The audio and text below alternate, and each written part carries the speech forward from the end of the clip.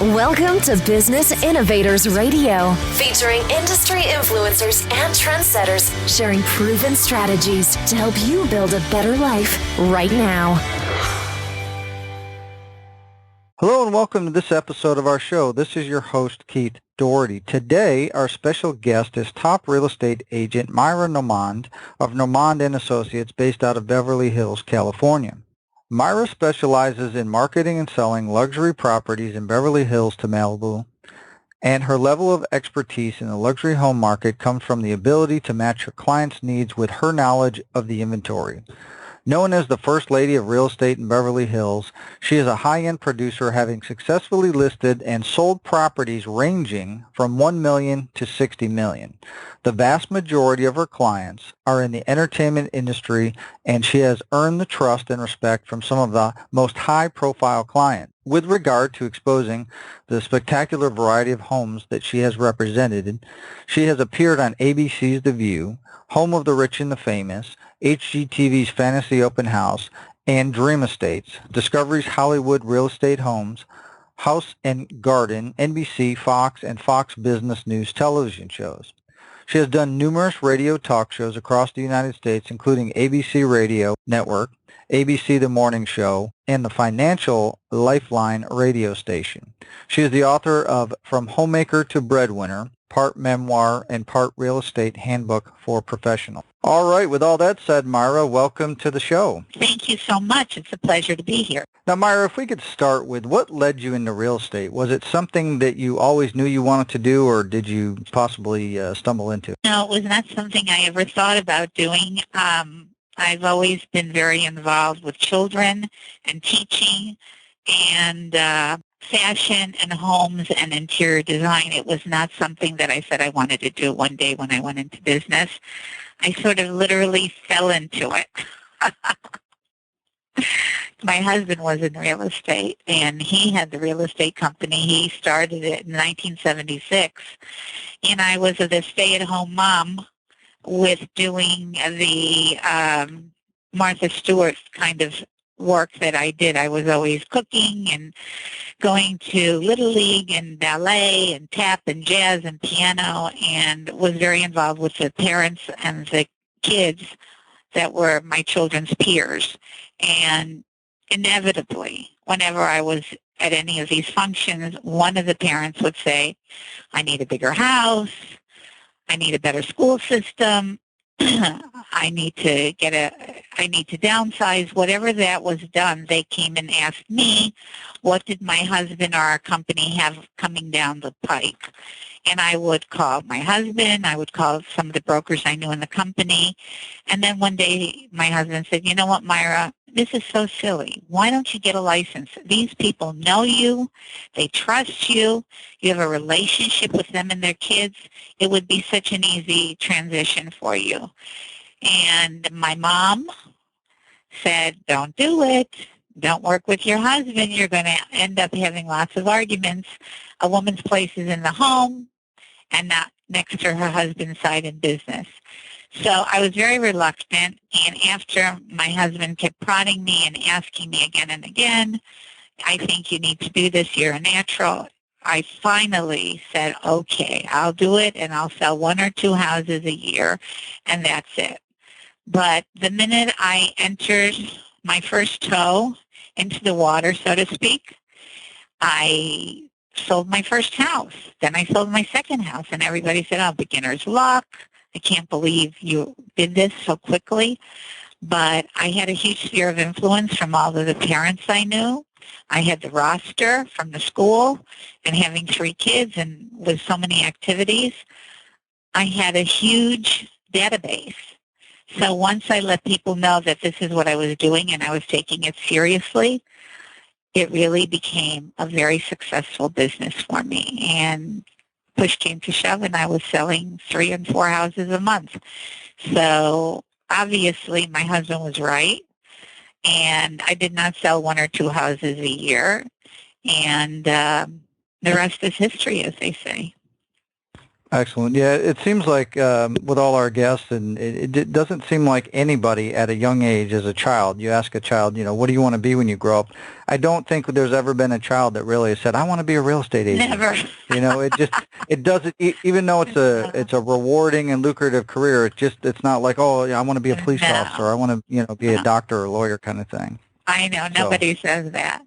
Yeah, and it's unfortunate because it is such a rewarding career, as you say, and as you've proven, and obviously, financially as well as relationally, the relationships you build. So, can you talk a little bit about some of the personal attributes or traits or qualities that you think have most contributed to the success that you've had? I've always been a people person, and I've always been in sales. Obviously, from the time I was 10 years old. My father sold sewing machines and furniture, and I was always at his side watching him. In those days, there was no computer, no email. So he created his own database by having a box where people he would offer them a free sewing machine. They would stick their hand in the box, and somebody would win a free sewing machine. But in order to do that, they had to fill out their name, their address, and their phone number. And obviously, this was the easiest way for him to create a database. And it was a lot cheaper to give away one sewing machine than having to knock on doors. So I watched him do that at a very young age. And then as I got older and I was in high school, I was selling fire alarm systems without being allowed to mention fire alarms. So I used to talk about fire safety and set up appointments for the salespeople. And then once I evolved from that, I was selling makeup in the department store during Christmas and holidays and was on a commission basis. So I was always selling directly or indirectly, and I always seemed to be successful. When I got engaged to be married and I was getting into cookware and china and dishes because I was starting to create a household for myself, and I was very interested in patterns and cookware. I read an ad in the paper about looking for salespeople to sell cookware and china, waterless cookware, and they said, you make 2 appointments a week and try to sell once a month, a set, and it's bought on layaway. So the bride would pay, in those days, $20 a week, and then by the time 6 months came by, she had a whole complete set of china, and it was very affordable. And not really thinking about it, I sold 2 sets a night, and I became the biggest salesperson available. And then they wanted me to be a manager, and I said, no, I'm getting married, and I'm moving to California. This was in Buffalo, New York. And it was easy in Buffalo because Buffalo was a very tight community and concentrated, not like L.A. where everything is spread out. So I could in one night, go to 2 different homes, sell 2 sets, and then the next night go somewhere else. So they asked me to open up a business for Lifetime Cookware in L.A., but having never lived here, I tried it, and I realized that when you go to a shopping center and you make an appointment, you could end up driving 150 miles in one night, going from one end of town to the other. So it wasn't doable. But and then I had kids, and I was busy, being the chauffeur, and I had a T-shirt that said, "If a mother's home is if a mother's place is in the home, why am I always in the car?" Because I was always driving to one event or another. And my husband, who was a structural engineer and a developer, and went into real estate reluctantly too, because he was doing commercial deals. And didn't love residential. He loved commercial. I personally loved homes. I loved decorating homes. I loved everything about the romance and the setting of a home. So for me, once I got into it, it was so much fun because I'm selling a dream. I'm selling a lifestyle. And I'm selling to people who respect me, who trust me, who value my opinion. And, when you're home, it's take out the garbage, it's wash the dishes. You get a certain kind of respect. And once I climbed the ladder of success and I started, with $1 million homes, then 2, then 5, then 10, then 20, And I was in board meetings with all these big attorneys and business managers, and they'd look at me and say, so what should we do, Myra? It was so gratifying because for the first time, people looked at me like I was really the point of knowledge to be able to walk people through this complicated transaction. And it's sort of like you take a stone and you throw it in the water, and the water rings get bigger and bigger and bigger. That's what's happened to me over the last 28 years. As my sales increased, I had so much repeat business. And now my children, who were once little and all their friends used to hang out at the house, their friends are doctors, lawyers, sports managers, agents, and they are buying houses from me today. And it's also very gratifying because I was the mother that tucked their shirt in, and now they were buying $3 and $4 million homes. So it's gone full circle. We are a family business. My husband started it. He's now doing development. My son, Michael, my youngest, who went to SC Marshall School of Business, then took over his job. And I sort of technically work for him, and he's brought it into a new technological way of doing business, because I started with a typewriter, no computer, no email, no fax, carbon paper, typing one-page offers. Today, the world has changed. It is a much more complicated, litigious business, and I have moved over to the new technological tools of today. And I think my skills were honed by what was old was new. You know, there was a certain kind of hand-holding and talking to people on the phone that is not done as much today, because a lot of people just say, shoot me an email. And I'm from the old school that I still need to hear their voice. I need to hear how they react when I talk to them, and you don't see that on an email. So I've tried to incorporate what was the tools of yesterday with the tools of today and put them all together. And our company, which started with 10, 12 brokers with one office in Beverly Hills, now has 3 offices with 172 brokers. And we're part of the leading real estate companies of the world. And I travel everywhere. I was in Miami, and now I just spoke at an Inman conference in Manhattan, and I'm going up to San Francisco. And I'm giving back now some of the knowledge that I've accrued over the years. I wrote a book called From Homemaker to Breadwinner, which has been sort of a guidebook and quote-unquote recipe of success, which has done very well, and I speak about that. Again, because when I started in the business, there were only technical books about real estate. And once I got my license and I did research, I saw nobody explained, now that I have my license, how do I get started? So it's a very quick read. It's sort of a guidebook. And I share my knowledge today with a lot of new and upcoming, salespeople who can learn from the methods that I've done through trial and error. So it's all been good. Well, excellent. And I think I normally would ask you to give us some examples, but I think you've kind of, with walking us through your path, you've kind of, highlighted all those different areas where you've really, your traits and your attributes and your qualities have continued to move you forward, and you've always seen success in whatever path you've taken. It's a revolving door, because you know what? My daughter's a pediatrician, and she's dealing with patients, and she's always hearing mothers say, I need to move, I need a bigger house. They inevitably call me. My other son, Howard, is in the entertainment business. He deals with producers, directors. There's always somebody he knows who's looking for a house, and he goes to his brother or his mom. And it's just been literally a revolving door. We are a family business. We are going to celebrate our 40th anniversary of having our doors open, which is really quite incredible. I've gone through 3 emotional cycles of recessions and bouncing back, and we've always been able to keep our doors open and continue to do business in a successful way. Some of the things that I've talked about in my book are the 4 Ds of real estate and what causes people to want to buy or sell a house. And it's desire to move up the ladder or scale down, death inevitably, Somebody dies, they don't need the house. It's divorce, which unfortunately in California is 1 out of 2 couples, and debt. People just can't afford to hold on to certain properties.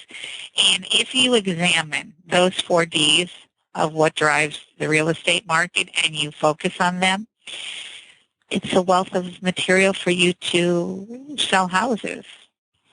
Excellent. And obviously you've kind of highlighted some of these throughout the way, but maybe we can kind of give a little, summary of, what are some of the other major adversities that, you've had to overcome in order to achieve the success that you've had? Well, I had quite a few at a very young, tender age. First of all, I was born in Germany, and I came to America when I was 2 years old. My parents were Holocaust survivors and came here with nothing but the shirts on their back and not much English. We moved 11 times over a very short span. I was always the new girl in school. I always had an accent. Either it was from New Jersey, Buffalo, wherever I went, someone would say, well, where are you from? Because in the old days, when you went to elementary school, when the teacher asked you to read, you had to stand up and read out loud. So I had to always be the new girl that had to fit in. And by having these experiences, I always learned how to get involved in a group and get along and become popular. And I think that was a great skill that I unconsciously learned. Also, my father passed away when I was 6 years old in the car on Thanksgiving Day. He had a massive heart attack at a very young age. My mom didn't speak much English. She didn't drive a car. And I then became the responsible parent at a very young age to sort of be there and be the back to my mom. So I was fortunate. My mom was only 31 when my dad died, and she met my dad who adopted me when I was 9.5, who has raised me and was the one who took me to teach me how to work a sewing machine and how to sell a piece of furniture.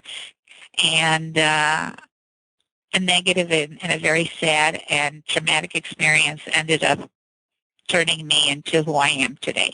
So adversity, yes. Did I rise above it? Yes.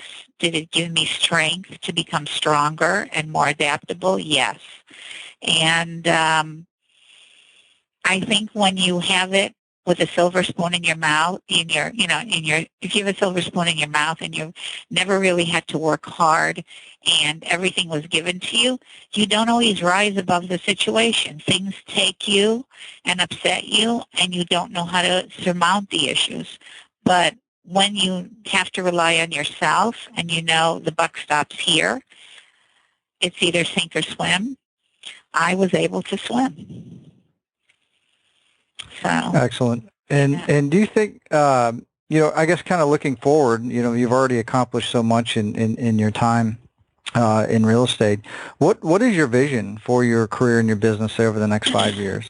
Well, I am blessed with 4 grandchildren now, and my kids are all extremely successful. My vision is to do more public speaking, go to more conferences, perhaps write a second book. We've been talking about a television show, not a reality show, but sort of a Dr. Phil type of show where people call in with issues and problems in real estate, and I would sort of walk them through how to get through a situation which was not making them happy.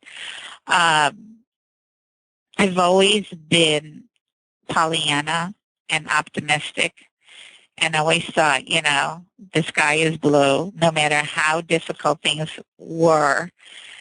I think that my mom taught me that you never give up. There's a solution for everything in life, except some solutions are a lot more difficult to find than others. But never allow quitting. It is not an option. And failure was not in my DNA. I just knew that whatever I did, I gave it 200%, whether I was a mom, I was entertaining, cooking, speaking, raising my kids, or working in the real estate business. I always gave it 150%. So. Excellent. And I guess kind of looking forward too, as you talked about, and you mentioned, things have evolved, certainly from using a typewriter and things like Yeah, that carbon paper, carbon paper. whiteout. Yeah, I'm dating myself. I guess, looking forward too, what do you feel is the best way that you continue to market yourself as a real estate professional? Well, now my name is synonymous with Beverly Hills. They've given me a nickname, the First Lady of Beverly Hills. So I've already, thank God, have developed a reputation with lawyers, business managers, executives in large companies who know me and know the company. I think the misconception among people is that real estate is an easy business, and that, you show a house, you make a big commission, and you move on. It's a very complicated deal today. It's very litigious. There's a lot of paperwork, and it used to be, the divorced woman or the woman who wanted something to do was in real estate. Today, we have MBAs, we have attorneys, we have agents, all who have gotten into the business because they see that it's lucrative and enjoyable. But I've had a lot of blessings. I've lived in a community that I love. My children have gone to the schools in this town, and I'm trying my best to be as philanthropic and to raise money for amazing causes, to strengthen my community and the people that I know. I am being honored literally May 19th at the Beverly Hilton Hotel for the Israeli Cancer Research and City of Hope for 500 people, and that with my daughter as mother and daughter, her in medicine and the work she does at Cedars-Sinai, and me in business. And I've been, honored for many different charity events because they know that I fill up a room and it brings in money to the community, and I'm thrilled and blessed to be able to do it. I'd like to do a little bit more of helping causes for people who are less fortunate than me, because I feel that you're not just doing it for them, you're doing it for yourself. And that's basically what I see for the future. Excellent. And I guess kind of a question we like to pose is, let's say you get a call from a family member. They're in another state, and they obviously want to tap into your wealth of knowledge and experience for real estate. And what advice would you give them to help them select an agent that could best serve their needs? Kind of how you take care of your clients. What would you tell them to look for in an agent? Well, I'm going to tell you that I do a lot of placement with agents outside of Los Angeles. I have a client in Bel Air who's moving back to Manhattan. The most important thing in picking an agent, this is your biggest asset. Do your homework. Make sure these people understand who you are and what you're looking for, and know the community that you're interested in buying into. They need to know the inventory. They need to be honest. They need to have a track record. You need to be able to say to them, can I call your last client and see how the transaction was? In my book that I go to when I go on a listing, I have numerous letters from the people that I've represented, because they always say, Myra, how can I thank you? I said, put it in writing. So I have letters from everybody saying, it was such a wonderful transaction, and I can't recommend her more than life itself, because she made a very difficult situation as smooth as silk. So I say, check their references, look at the kinds of deals they did, how long it took to do, and pick your agent carefully. And you have to like them. There has to be a connection, personality-wise, because you're going to be on the phone with that person every day, and you're going to get in the car with them, and you're going to look at homes with them.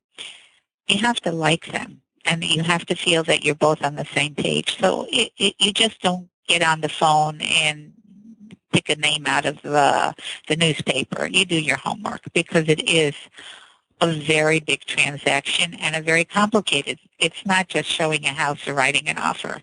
It's negotiating it and taking it from A to Z. Excellent. Well, Myra, if somebody's they need an agent, especially out in the area you cover there, the Beverly Hills, California area, what's the best way they can find out more information about you and how you can help them? I have a lovely website, and you can just Google Nourmand and Associates or Google Myra Nourmand.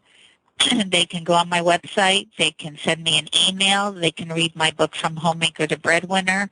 I am very accessible, and I pride myself that when people call, I get back to them the same day. No matter how busy I am, I take the time.